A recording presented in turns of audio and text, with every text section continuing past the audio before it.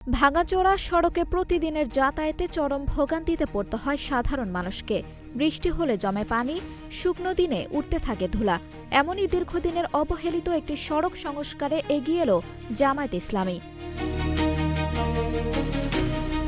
পিরোজপুর পৌরসভার ৫ ও ৬ নম্বর ওয়ার্ড এলাকায় দীর্ঘদিন ধরে অবহেলিত একটি গুরুত্বপূর্ণ সড়ক স্বেচ্ছাশ্রমে সংস্কার করেছে জামায়াতে ইসলামী।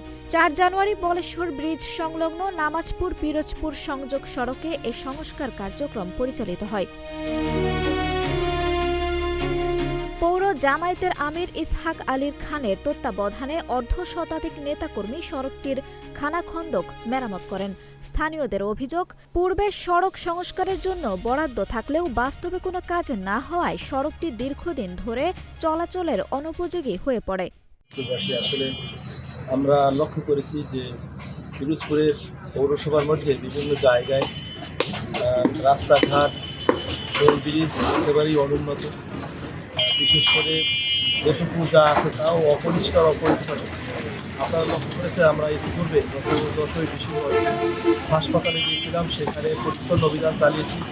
সেখানে আমরা বলেছিলাম যে আমাদের এই অভিযান চলমান থাকবে। তারই ধারাবাহিকতায় আজকে আমরা এই ৫ নং ওয়ার্ডের শেষ সীমানায় এসে বলেশ্বর ব্রিজের নিচে যে জায়গাটা রয়েছে সেই জায়গাটা একেবারে অসমতল, গাড়ি চলাচল করতে পারে না।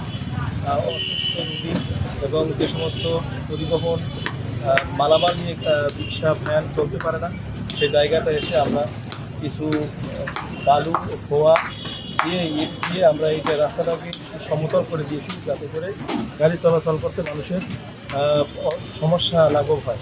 এই সড়কটি দিয়ে প্রতিদিন ব্যবসায়িক, কর্মজীবী, স্কুলগামী শিক্ষার্থী সহ নানা শ্রেণী পেশার মানুষ যাতায়াত করে।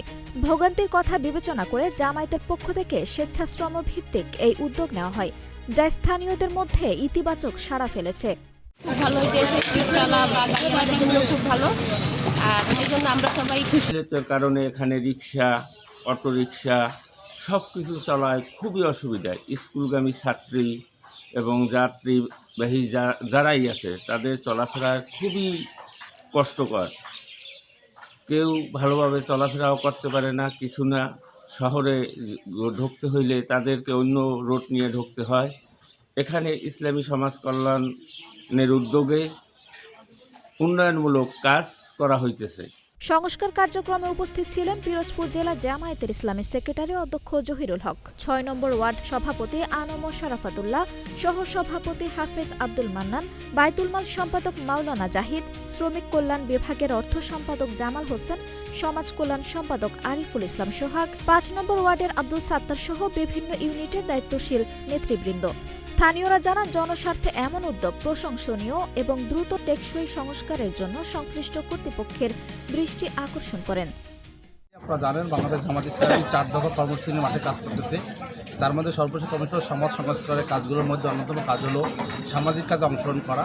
সেই উদ্যোগের সামনে রেখেই বাংলাদেশ জামায়াতে ইসলামী পিরোজপুর পৌরসভার ৬ নং ওয়ার্ডের উদ্যোগে আজকের এই যে পিরোজপুরের সবচেয়ে জনবহুল যে এলাকা যে ভাঙাচুরা রাস্তাটি রয়েছে, সেখানে আজকে তারা নিজ উদ্যোগে সংগঠনের কর্মীরা স্বেচ্ছায় শ্রম দিয়েছে মানুষের চলাচল সুবিধার্থে যেন হয়, সেই জন্য আমরা এখানে আজকে সমাজের কাজে মাঠে নেমেছি।